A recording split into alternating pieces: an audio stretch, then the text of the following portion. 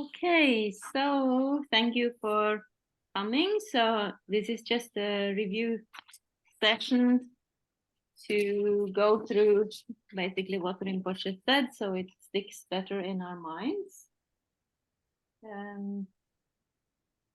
So the subject is still this philosophical systems that we are studying, and we are still on the 7 points. We are still on the 7 points that divide the lower Hinayana, or the Hinayana from the Mahayana. So just see if I can find that. Yeah, so the 7 points, which I like Rinpoche said, a very clear way to distinguish between the early vehicles, early Buddhism, and the later Mahayana vehicle. And it's also, like he said, it's a good way to hi, Tom. Hello. Hi. Sorry, we were in the wrong meeting. Yeah, I know. So I sent you again. It was something weird with my Zoom, so I had to make a scheduled meeting. But I think I figured out how to do it. So tomorrow I will send the usual link. It's just they have changed something. There was an update, and now I couldn't find the. Okay. Finally, we found out. It's good. There's always something. They update all the time. So, like as I was talking about how we are studying these philosophical tenets, and this is again a very useful text, because Buddhism develops over 2,500 years, and it's sometimes very confusing, and it can seem even contradictory when you read something from one period of time and then you read something a few hundred years later, and they seemingly contradict each other. So we can see this as a kind of how we can see this in a very constructive way, like Rinpoche said, that this is kind of a reflection of our minds, of how we develop and how Buddhism develops over time. It develops into a deeper and deeper understanding. And by knowing this, you could say it goes from maybe a simpler, more basic view to more and more sophisticated views, and maybe they are more counterintuitive and more difficult to understand. It's like if we try to go straight into Vajrayana, it might be very confusing and very hard to understand. Why are we visualizing all these deities and and so on, unless we have gone through the whole development and understood that this is based on the view of like Buddha nature and emptiness, and everything is possible, then Vajrayana can seem like something completely ungrounded, and something we do with our imagination only, unless we understand what it's based on. So this is a very clear outline of the development. So we're going through these 7 points, and they are very good to understand, because they contain the basic aspects of Buddhism, as well as the difference between the different systems within Buddhism. So, for instance, what they differ with regards to these 7 points, but we can say that what these 7 points are about is it's partly about how we understand reality. It has to do with what is real, what we call ontology, what the Buddhists say is real and what is not real, which pertains to the two truths, and also how they understand the Buddha, and how they understand liberation, or the soteriology of Buddhism also changes over time. What is the final aim of Buddhism? So these are some things we can keep in mind, and they can be like topics. In Norwegian we say knagger, something to hang our understanding onto. So we started this survey, or earlier this year, we started with the Lorik, the kinds of mind. So this is also something we can check in with ourselves. What kind of mind state am I in? Am I in a do I have a wrong understanding? Am I in a doubtful mind? Do I mistake something? And we can check our minds against these systems. If we consider ourselves a Mahayana practitioner, we can check whether our concepts are in accord with Mahayana, or whether we still hold on to some of these other views. Yeah, like I said, they clarifying the difference between the yanas in terms of ontology, in terms of what is real, what is unreal, what are the two truths, how do we distinguish them. And it also informs us about the history and development of Buddhism. So with these 4 points starts with the understanding of the Four Noble Truths. And the Four Noble Truths we discussed at length last time with Rinpoche, and they're always with us throughout Buddhism. It's even if we have like a higher path that we practice, it's really always the foundation of the Four Noble Truths that we have to understand. And this is also something we often come across, that people will ask you, oh, aren't Buddhists those guys who say that life is suffering? Yeah, we talked about this last time as well. So this is something that Rinpoche pointed out again. So how do we describe the Four Noble Truths? How do we understand them? And how do they actually sound? Is it the case that the Buddha said that life is suffering? No, that is not it's not the first noble truth. The first noble truth is simply there is suffering. Whether our life is suffering or not depends what we do with how we handle the courses and conditions that make up our life stream, how our life evolves. That's totally up to us. And if we could not influence the development of our mind stream and our lives, there would be no point in Buddhism, right? So, I see a hand up. Did you want to say something, Alina? Yeah, just to clarify. Mm-hmm. So when it said here that the first 7 points is the Four Truths are seen as objective realities, then this is equivalent with life is suffering? No, it's not.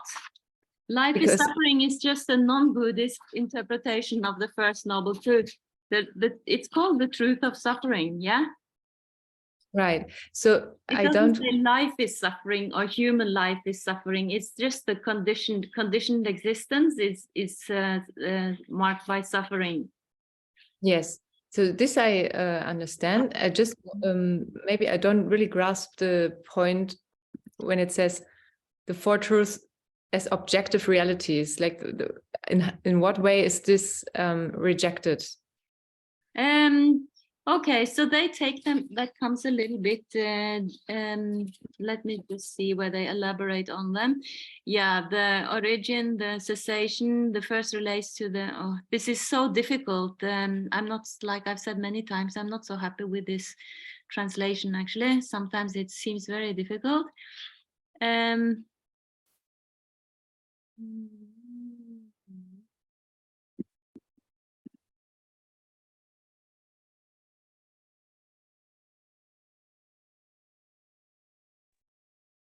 It's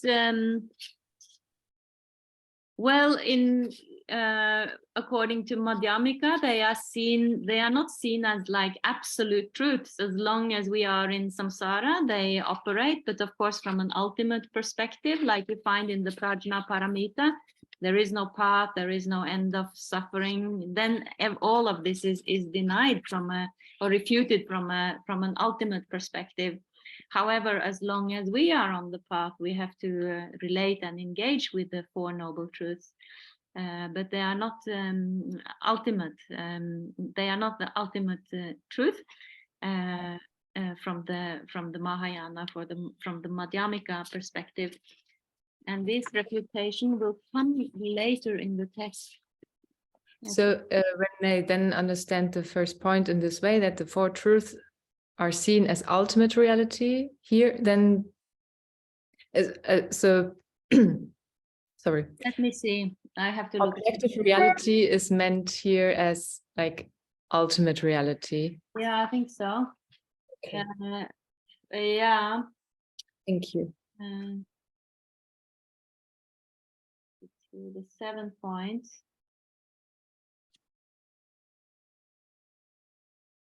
Dembashi. See where the 7 points are. 22, 23, 24. Yeah.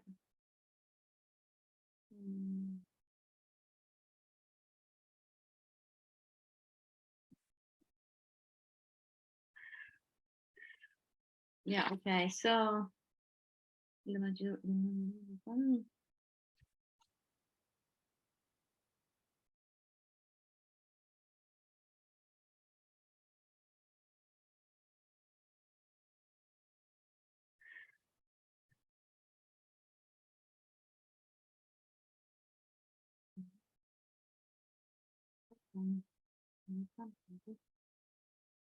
yeah.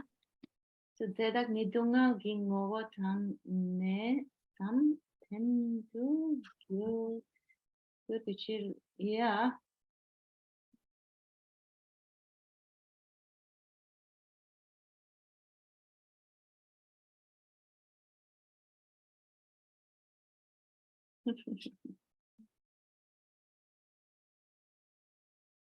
Yeah, it's a good question.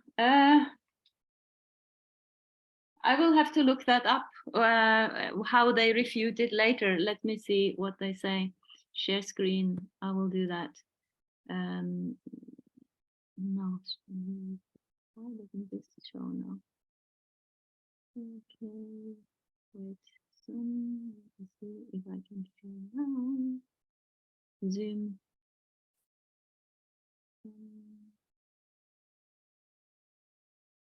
It will come here. Oh, I'm in the wrong thing. It's going to be here. I'm going to be here, Buddhist philosophy. Yeah, here comes the refutation. The four truths does not exist as ultimate realities because they are found nowhere when one examines the whole of the given. Yeah, of course, if we look from an ultimate perspective, they will be just like concepts of our minds, right? And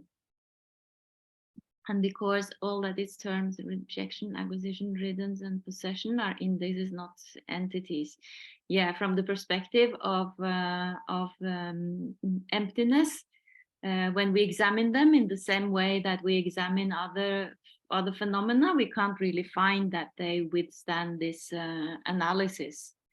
But in our practice, we have to live by them. But from an ultimate perspective, we can't say that they are ultimate realities. Yeah, thank you. Yeah, so I hopefully Rinpoche will explain this a little bit better than me. Okay, so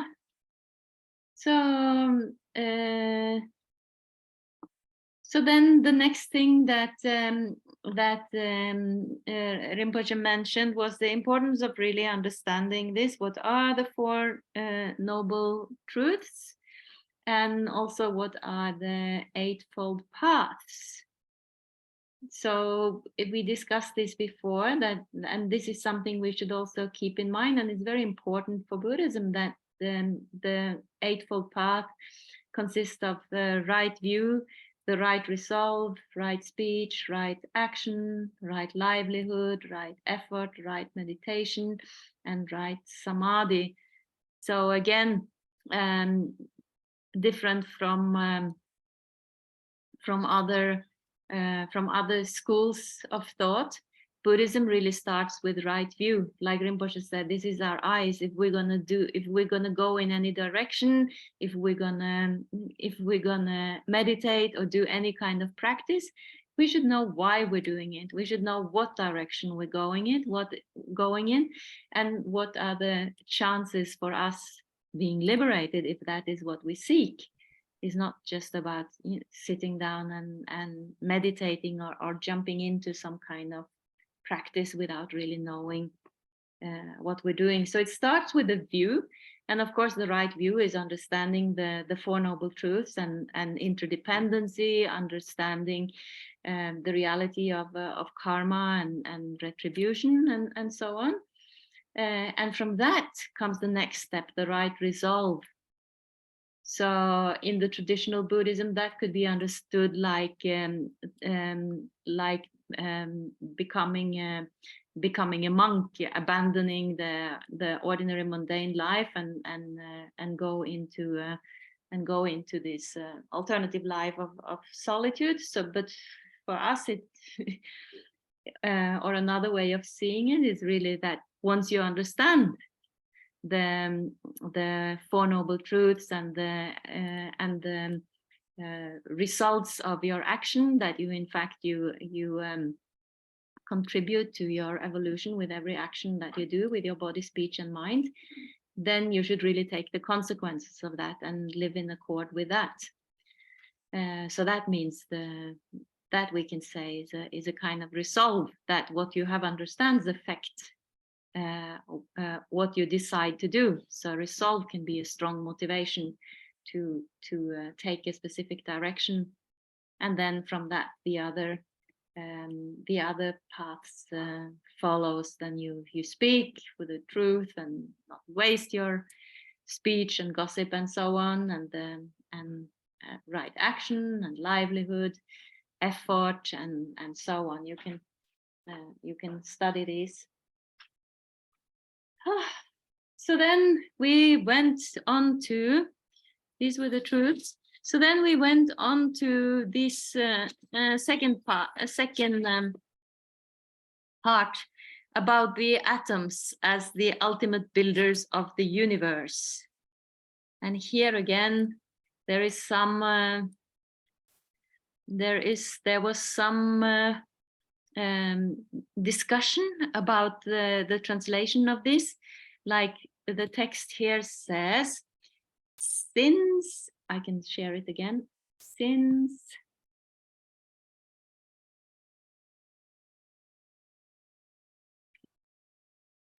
here it says, since indivisible atoms as ultimate and primary factors in the physical universe are indivisible moments, and indivisible moments as the primary instances of the flux of cognition exist in an ultimate sense, it is claimed that they build the physical world and its cognition. So here I think it would be better if he says the primary factors, but what are these atoms? So according to this view, they have to state something as real and something as unreal.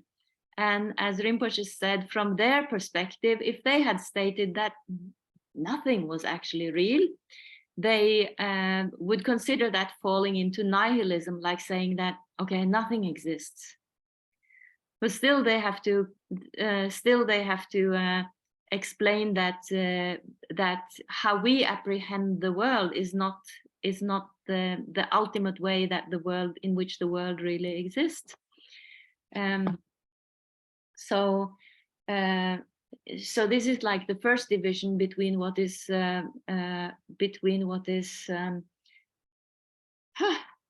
provisional truth and ultimate truth. Again, I should say all fake and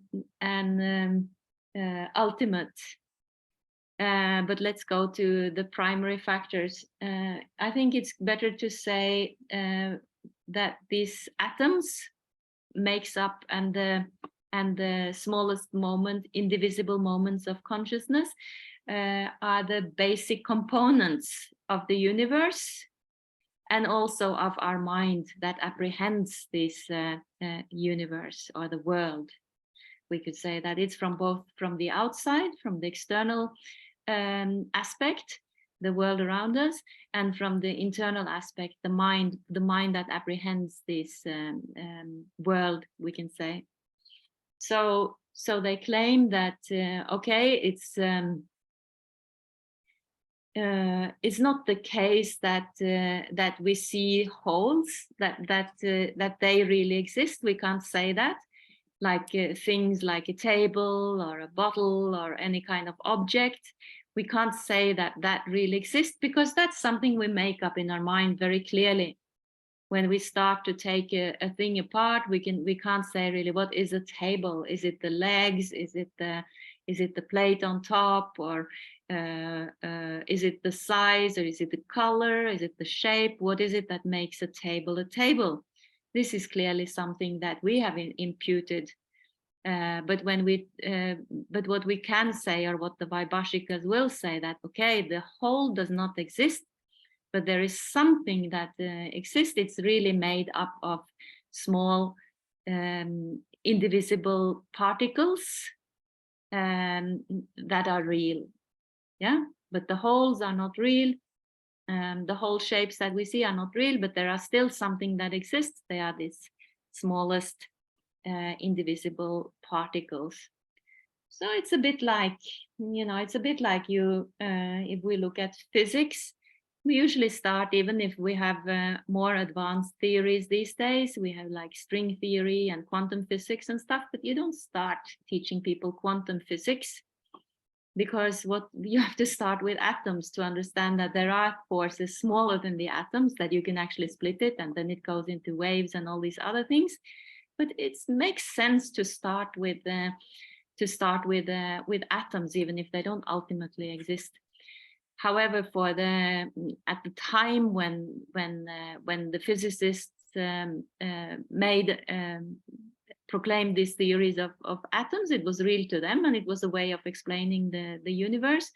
And also for the Vaibhashika, these are real, and they pertain to the ultimate reality, whereas the whole shapes and things objects that we perceive in the external world is something that our minds have clearly imputed. We can't say in any way that they exist from their own side. And the same with our minds. That seems to us like our mind is really continuous. Whereas if we take it apart, we can see that there is actually no continuity in our perception either. It just exists moment by moment, and one leads to the other. So that's how they hold that that also the minds that perceive the external world just consist of these smallest moments of consciousness. Yeah. Okay. Yeah, so we have this vocabulary, we call it indivisible particles and indivisible moments.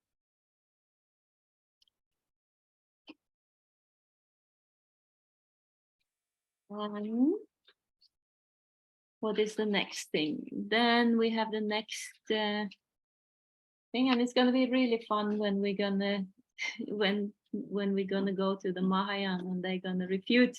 Then we'll be very clear how they can take this, how they can refute this existence of atoms and the smallest particles. But it's important to understand that from what perspective they posited this theory, that they couldn't fall into nihilism and they couldn't fall into the other extreme. So Buddhism is always the middle way between saying that something exists and it doesn't. On one hand, what they were trying to avoid was this that we translate it as nihilism, but saying that, oh well, nothing really exists, and then things doesn't really matter if nothing really exists.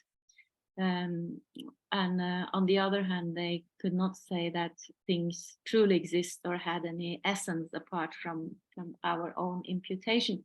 Alina, yes, you raised the hand.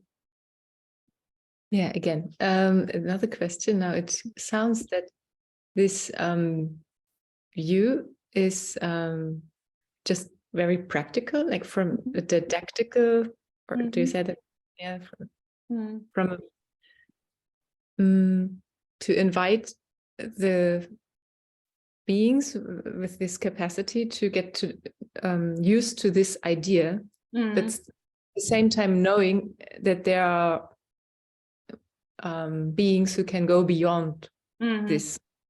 So is this something you would also agree with? Yeah, I think it is. I think it is very practical, and even one of my teachers in the Shedra, he explained it in this way, that even Dharmakirti, who was a Madhyamika philosopher, would start explaining it from this viewpoints, and also Vasubandhu in the Abhidharma Kosha. He switches between different viewpoints because some things are, I think, as I understand it, it's easier to explain from the Vaibhashika point of view, and then you have the foundation. You can take people further. They can accept more and more. You can go deeper and deeper into emptiness. So, well, what if we say that these smallest particles, they don't exist after all? What if we say that it's just something that appears in your mind, like the Chittamatras will say later? So it's handy in the way that we start to accept that what we see is not the real world, that there is a reality beyond our perception, and we see how much comes from our side, how much is really imputed from our side. Like first we can impute the whole things, like in Vaibhashika, and when it comes to I don't know if we will go into the Sautrantrika, but they say that things perform a function. It's something there, but we can't say what it is, but it performs a function that we perceive something. And then the Chittamatra will say that, well, it's actually all due to our karma, that has these seeds that pop up that make us perceive things, but we cannot say in any way what exists in the external world. So it becomes like deeper and deeper. Let's see. And then we have the next, an arhat who has passed into a state where the psychophysical constituents are no more, does not relapse into the world, because the course for being born in the three worlds has lost its generating power. There is no Buddhahood because he is tied to the Shravaka pattern. It is claimed that passing into nirvana is like a flame going out when the oil has been consumed. So here we had the discussion of an arhat, so which the Tibetan word is really drachompa, which means usually in terminology it's called foe destroyer, but foe is a very ancient archaic word, so enemy destroyer or enemy conqueror. Whereas arhat there are many levels of arhat. However, the Hinayana, they claim that this is the final, this is the end of the path, and because there is no reason, if it was the case that after someone has become an arhat, they would stay in the world and purify their remaining traces of obscuration until they became a Buddha. This is not possible, because when you become an arhat, you have no course for being born again into to samsara. You have kind of exhausted all the karmic courses for being born. So you kind of so they cannot be anything beyond that. And here he says, because there is no Buddhahood, because he is tied to the Shravaka pattern. So for the Hinayana, there's a difference between the historical Buddha. He's kind of unique in his Buddhahood, whereas the students, they reach the state of an arhat, and then they have really exhausted all the reasons for staying any longer in samsara. Whereas we know from the Mahayana perspective, a bodhisattva is voluntarily born again and again into samsara, but he lives in samsara with the understanding of emptiness, and he comes back out of compassion. Yeah, so for them, we talked a little bit about different, here he says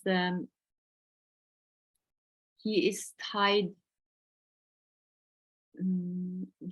to the Shravaka pattern. So this also varies between the schools. Like Rinpoche said that according to this lower school, this is the final stage. And then when it comes to the higher schools, the Chittamatra, they accept that there can be different destinations. There are different, in Tibetan, the word is Rik. In Sanskrit, it's Gotra. So you have a disposition that people have different capacities. So they will ripen according to their capacities. Some will be bodhisattvas, some will be foe destroyers, some will be arhats. So people will ripen into one of the paths as a listener, or a pratyeka Buddha, or as a bodhisattva. Whereas when we come to the higher schools, and I'm sure we're going to study that, and this is also very much discussed between the schools and different philosophical systems, whether all people have the same disposition. So in the higher schools, in the Madhyamika, and the whole foundation for all of Vajrayana is that we all have Buddha nature. We all have Tathagata Garbha. We all have the same capacity. We're all in the same family, so to say. We all have this disposition to become fully enlightened Buddhas, and that is also our job, to place all sentient beings in the state of perfect Buddhahood. Whereas here it is not. Let's see. Yeah, so an enemy destroyer is the final destination for the Hinayana schools, whereas the Mahayana does not say this. We talked about that last time, actually. Also, what is the overlap between the Mahayana and the Hinayana when it comes to the five paths, and what they do after the path of seeing, and what constitutes the path of seeing. And from the Mahayana perspective, even an arhat will become a Buddha, and they already have the disposition, but they have to go through all the final stages. But they will, since they have done all the groundwork, they will pass through the final stages very fast. But everyone is destined for the same final goal. Listeners, Shravakas.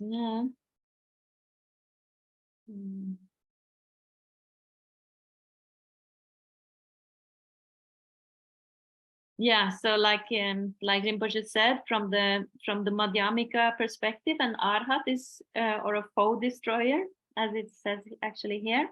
It's just a temporary destination. They might stay there for some time, but they will ultimately start to practice the Mahayana path because they have Buddha nature. They are all destined to reach Buddhahood.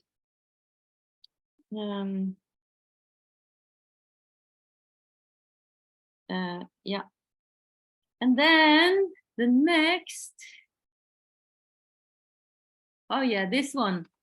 While the four sections of the Vinaya and the other scriptures, so this is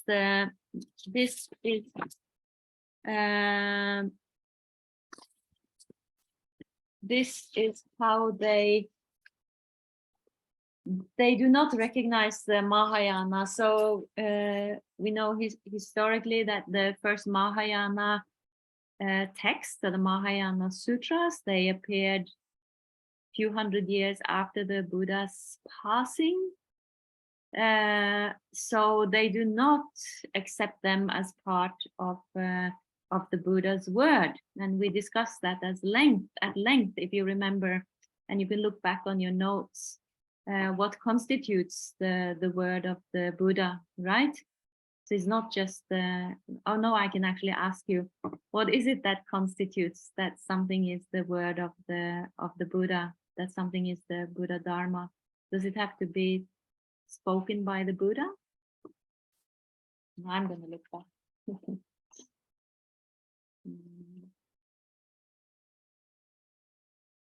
Is it? It can also be if the Buddha is the governing condition. Yeah. And we learned different ways that it could be the Buddha is the governing condition. So we remember there were teachings that were given through blessing, right? Like the Heart Sutra, when the Buddha was in deep meditation and he spoke through Shariputra, and he spoke through his two disciples, actually, who had a discussion, or it could be given by given permission. There were different ways that things could be the Buddha's word, so that it's not necessarily something that is spoken from the mouth of the Buddha himself. Whereas that is not accepted by the Hinayana, so they accept that the Vinaya and the other scriptures of the Hinayana are considered to be the Buddha's words, whereas the Prajna Paramita literature is not so considered, because, so they say, this literature has been composed by Mara and outsiders in order to proselytize, and because they seem to contradict the Tripitaka and the four, not axioms, but we can call it the four seals. So according to the Hinayana, they don't accept that this added, this later sutras were, they don't accept that as the Buddha's words. Whereas, what do the, oh, Tanya?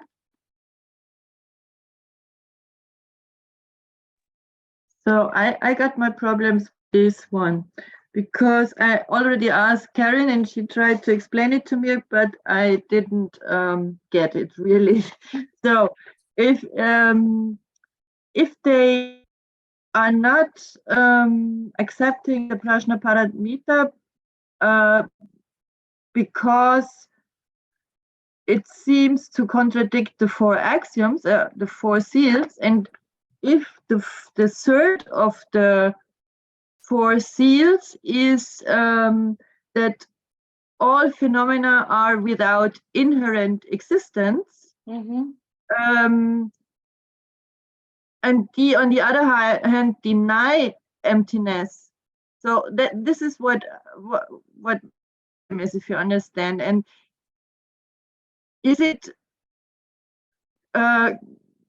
yeah, maybe you can give me an explanation, because Karen gave me one, but I'm still not really convinced. In what way the Prajna Paramita contradicts the four seals? Yeah. Okay. Let me just see here. Yeah, all conditioned things are impermanent. All contaminated, all emotions are suffering. All things are empty and selfless.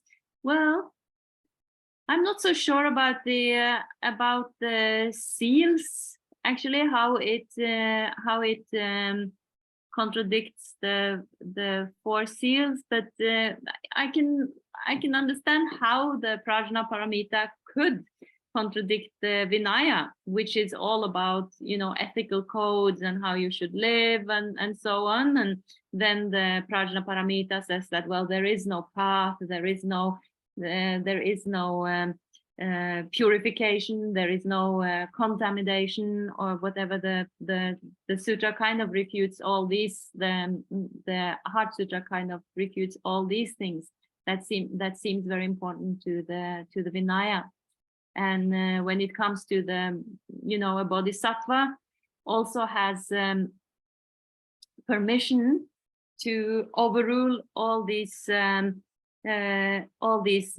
rules. You know, the really only rule for the bodhisattva is to act out of compassion. So the bodhisattva has a permission to actually act in very unconventional ways if he does it truly out of compassion in order to save sentient beings.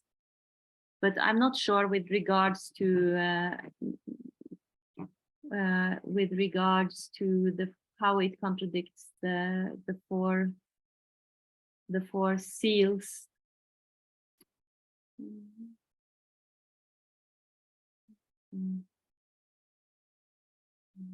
Okay. Yeah, sorry about that. So I thought Anybody other? Yeah. my idea was because they contradict, if it's not contradicted by some historical reasons. So to reach arhatship, they made it meditating about the emptiness of phenomena. Mm-hmm. But as an antidote, they hold that there really exists in a subtle way the atoms and the moments, the subtle moments of consciousness. So if they hold a subtle consciousness, so they've not meditated about this phenomena as empty. Yeah. And they liberated this. But that is really the criticism of the Hinayana from the Mahayana perspective. They say that there are two kinds of emptiness. It's the emptiness of persons, the non-existence of a soul or a higher self, and there is the emptiness of phenomena. And the Mahayana says that, well, these Hinayana practitioners, they do understand the emptiness of persons, because they say that, well, there is only the five aggregates, there is no soul. So they have understood the emptiness of persons, but they haven't fully understood the emptiness of phenomena. And probably, according to what you are saying, Karen, that they still hang on to this idea of the indivisible particles and indivisible moments of time, that they don't see phenomena as completely empty, but they do understand they do grasp the emptiness of the self. Yeah. Mm-hmm. So I think that is the point of criticism from the Mahayana point of view.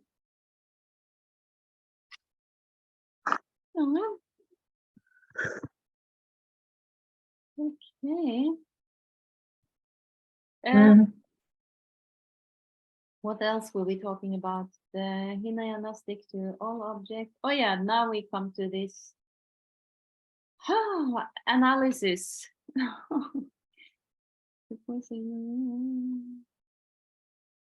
Yeah, okay. So then we talked about how do Hinayana ascertain emptiness? Well, it's anything you can break, and sometimes they say this is like breaking it with a hammer. And here I found actually the text that Rinpoche was quoting. No, not there. Okay, so I will share the screen, and I will. Oh, I can find it. Why can't I find this?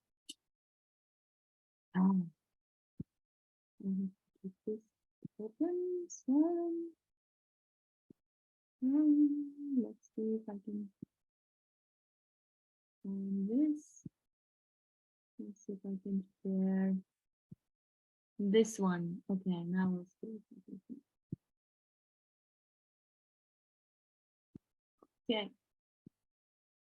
So they say, oh, it's actually, do you see this? It's this little text here from the Abhidharma Kosha. Things which, when destroyed or mentally dissected, can no longer be identified by the mind, such as pots of water. These are relative. All else beside is ultimately existent. So this was the text that, this is from the Abhidharma Kosha, and sometimes they describe it as, you know, if you take a hammer and you just smash things, the thing will, like a pot, for instance, it will not, it will be destroyed. Or if you dissect it, so then the pot will be just pieces of the pot, it will not be a pot anymore. Or if you dissect it with the mind, and then you say that, well, what is the pot? Is it the hollow inside? Is it the mouth of the pot? Is it the walls? Is it the inside, outside? Is it the color? Is it shape? And then then that also kind of breaks under the analysis. So there is nothing that the mind can identify. So then this means that it is all fake reality. And anything that does not break under analysis, such as space is space, or dharmakaya, emptiness, this cannot break when you analyze it. So that is ultimate reality.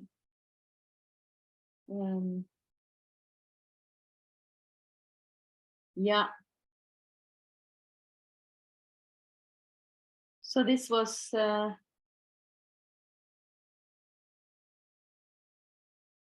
yeah. So this is like the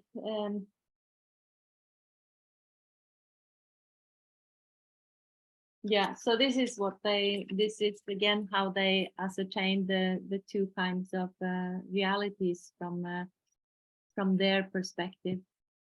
That you can really dissect it with the mind or physically, and they will no longer exist as entities. Yeah. Ellen, Yeah. is it possible to write that citation down? I think it was very, very clarifying what you said now. I can copy this. I can copy this into the Okay. chat. I think this, I just copied the Rinpoche. Oh, thank you so much.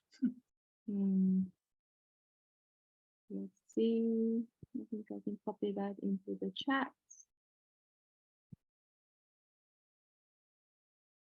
Huh? What? There are so many new things now. Oh, here. Okay.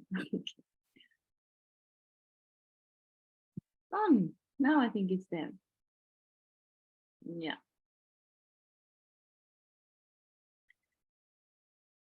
Okay, so all this new vocabulary, and again, I'm not so happy with this text. Whoever wrote it, I think it is.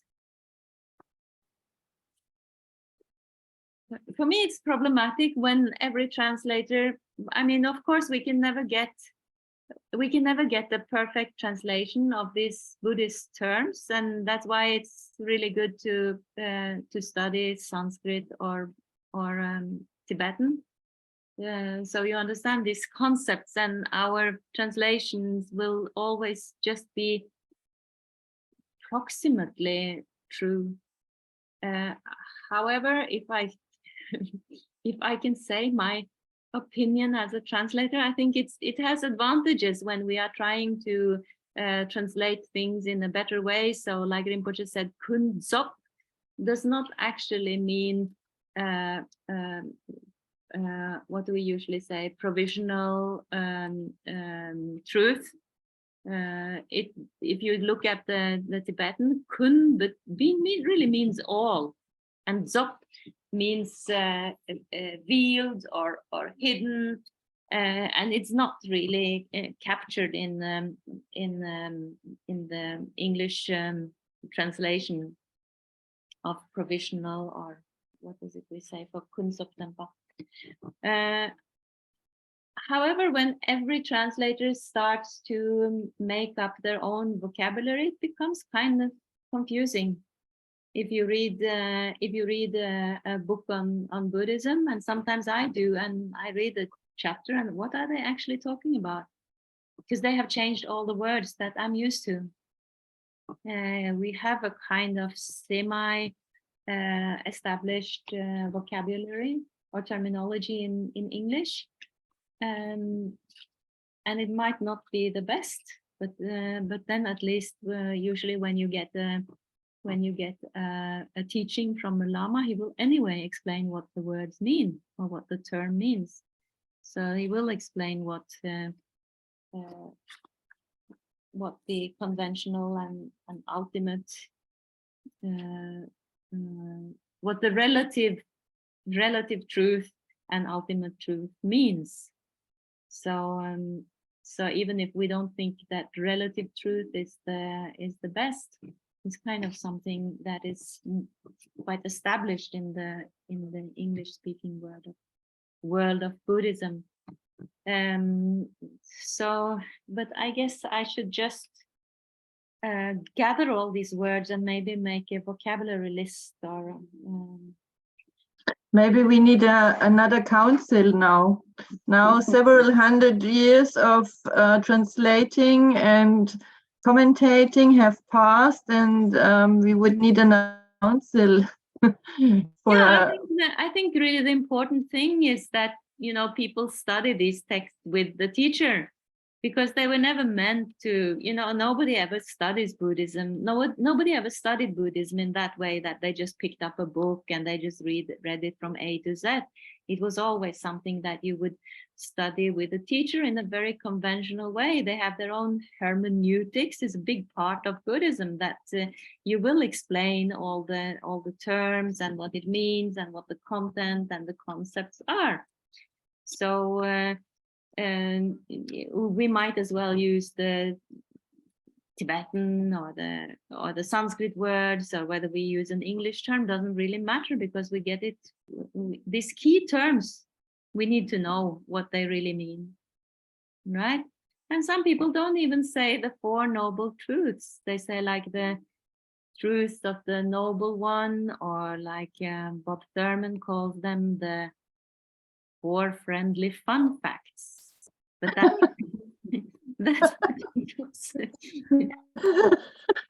but that's his own terminology. I mean, I understand the intention, because they are kind of not noble. We don't have to see it as, you know, noble truths can be confusing for us if we don't understand the context, and if we don't get an explanation. And they are, in a way, a very realistic way of approaching reality. Okay, be realistic. Our minds works in such a way that you can never be happy from getting more stuff or satisfying your senses. It is impossible. From a kind of evolutionary psychological perspective, it's impossible for us, because we are wired. We are made to always want more. That's how we survive. Otherwise, we would just sit down under a tree and be happy, and then when winter came, we would starve to death. So we are wired to be dissatisfied, actually. So we have to, you know, be realistic about that. Anyway, anything else that we? Yeah, enemy, destroyer, and the families. We did that. Oh yeah, we talked about the alaya, that we haven't discussed yet. I won't keep you forever. It's been a very long day. Let's just look at this final thing with the alaya. Now I need to pull up this again.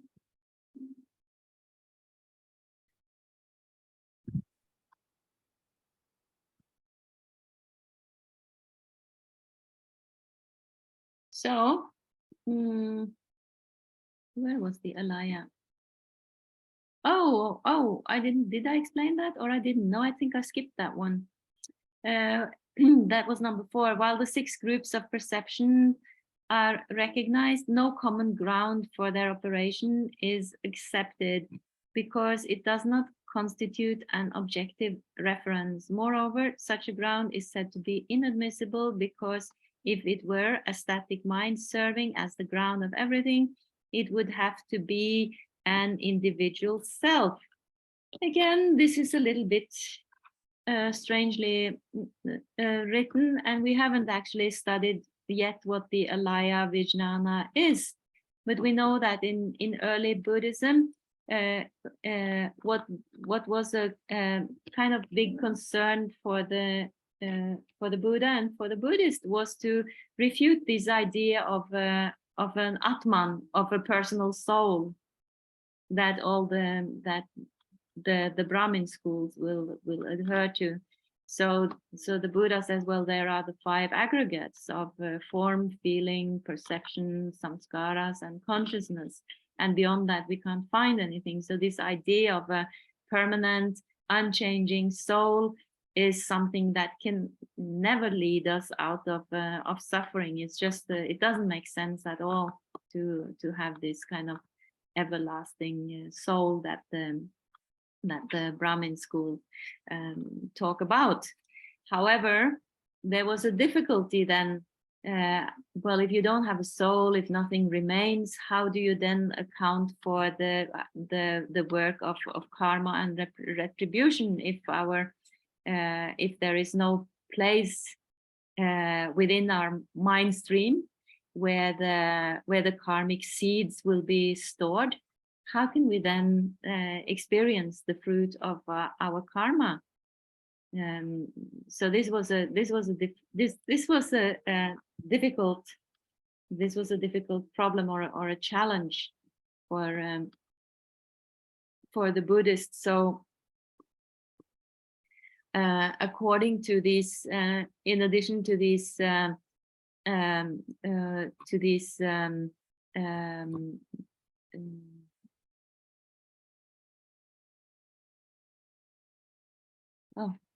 in addition to these 6 groups of perception, they posit that there has to be a deeper layer of the mind where all our karmic seeds are stored. So this is in Sanskrit they call alaya vijnana, and in English we call it storehouse consciousness. So it's a deeper layer of the mind that solely serves the purpose of storing our habitual tendencies, our karmic seeds.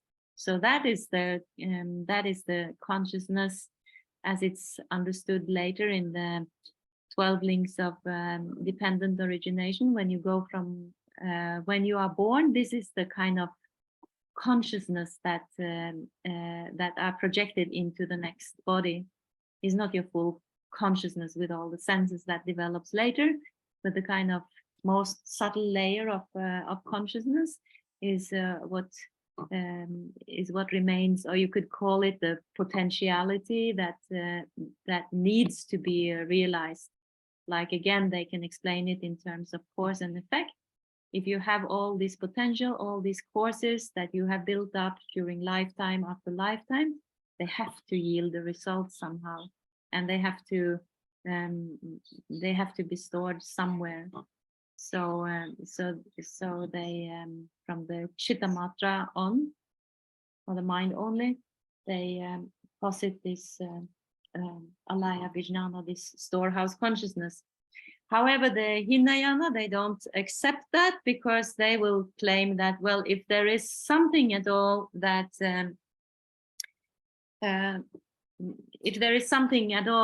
that remains, then we are too much in the danger of again positing that there is a kind of soul or something that is permanent within human beings. So then we are again introducing the individual self. So that is their critique of this. Mhm.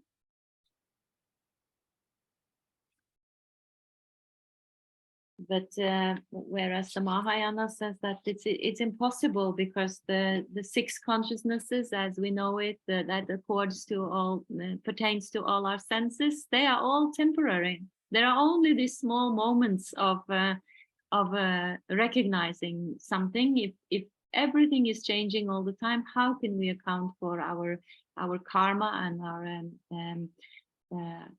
consistent evolution of our karmic potential, and how can we be liberated if we only have these ever-changing streams of consciousness? Yeah, so I think that is as far as we got. So there is this deeper layer of habitual tendencies.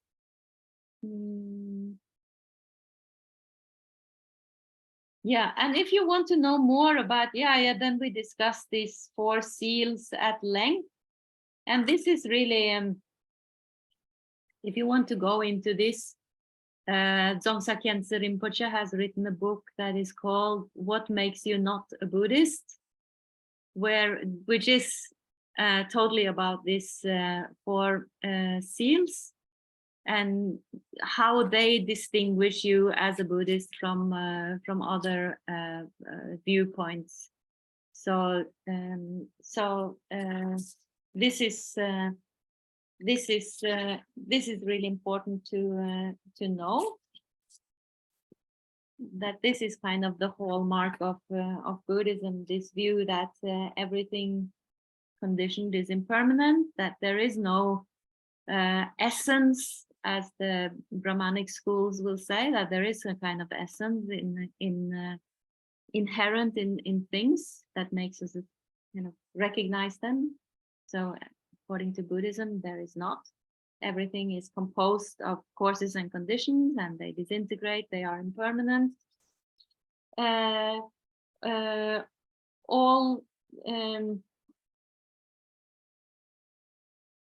All defiled, where do I have that? All defiled things are suffering, like everything that comes from our emotions, they end in suffering. So we have to, if we really adhere to that, we don't have the idea that there is a happy ever after with any kind of happiness that comes from sense fulfillment or pleasure in the external world.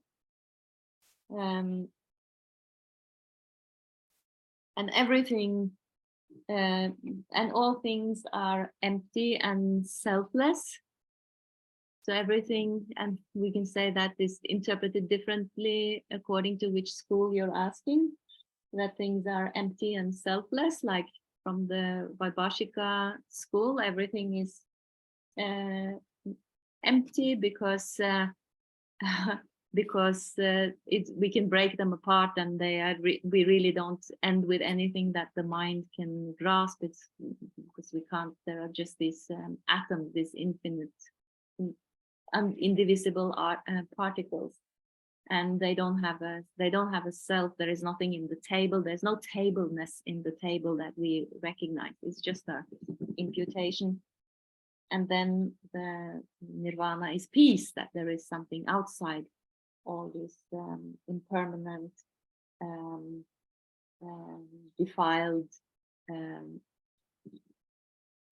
changing world and changing perceptions, and this is nirvana. So these are the 4 seals, and you can read Dzongsa Khyentse's book. It's funny, and it makes it very clear.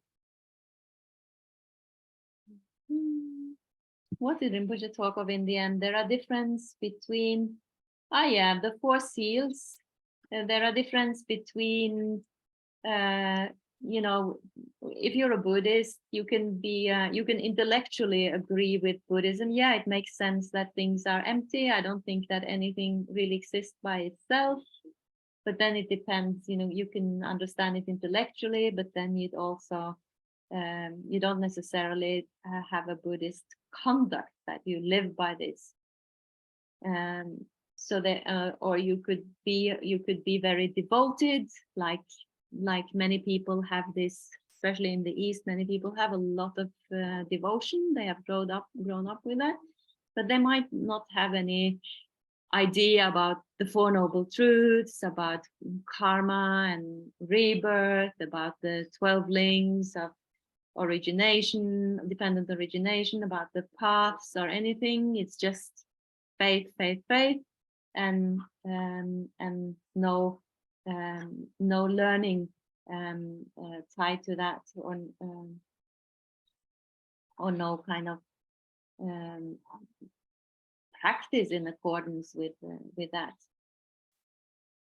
So there are different ways, but I think what I wrote in my note is that according to Longchen Shedra, the 4 seals is about, thinking and resolving your view, which is really the starting point of the 8-fold path.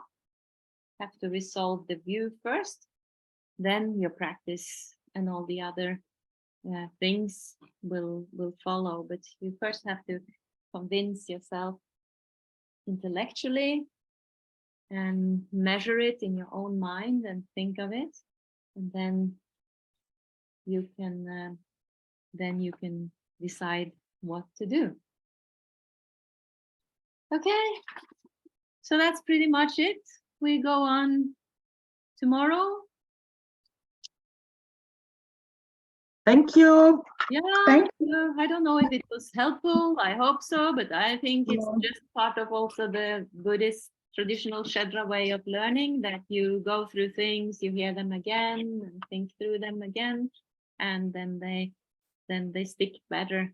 But these are really very basic things, and it's really good to evolve from here and learn this very, very foundational aspects of Buddhism. It's become so much easier to evolve from there and understanding the schools.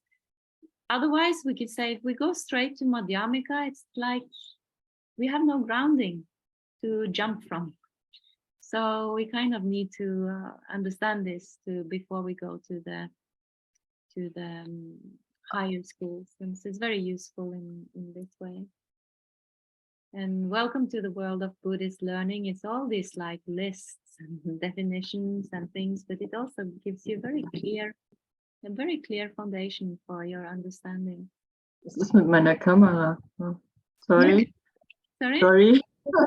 No, just made a mistake. Oh, okay. No, it's getting clearer. Yeah, that's very good. Step by step. You're very good at posing questions, by the way. I always think I understand this until until I hear your questions. So yeah, it's just, it takes many rounds of considering and going through this over and over again. So I'm also very happy to do this and to get the chance to study this again in a very structured way. Okay, have a nice evening, and I see you Tomorrow. tomorrow. Yeah. Okay. Bye-bye. Thank you. Bye.